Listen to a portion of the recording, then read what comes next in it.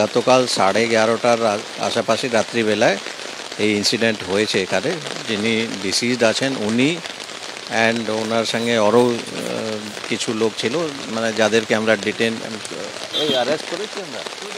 হ্যাঁ, তো দুজনকে আমরা অ্যারেস্ট করেছি, এরা 3জন সঙ্গেই ছিল।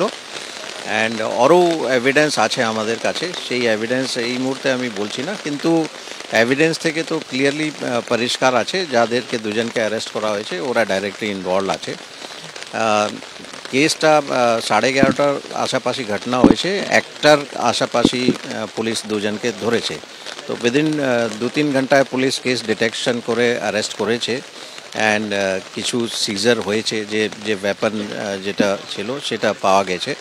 অ্যান্ড এছাড়াও আরও ইম্পর্ট্যান্ট এভিডেন্স আমরা পেয়েছি, সেটা এই মুহূর্তে আমি বলছি না, কিন্তু যেটা টোটাল কেন ইনসিডেন্ট হলো সেটা তদন্তের ব্যাপার আছে। একটা যেটা আপনারা বলছেন কি নেশা বা ড্রাগস বা মদ রিলেটেড ইস্যু, সেটা আপনারা বলছেন, সেটা পুলিশ নিশ্চয়ই তদন্ত করে দেখবে কি মানে এটা মদ বা অন্য কোনো নিয়ে কিছু হয়েছে না অন্য কোনো কারণ আছে, তো কেন হয়েছে সেটা। অ্যান্ড যখন ইনসিডেন্ট এখানে হয়েছে তার কিছুক্ষণ পরেই পুলিশ এখানে উইদিন 2-3 মিনিটস পুলিশ চলে এসছে এখানে।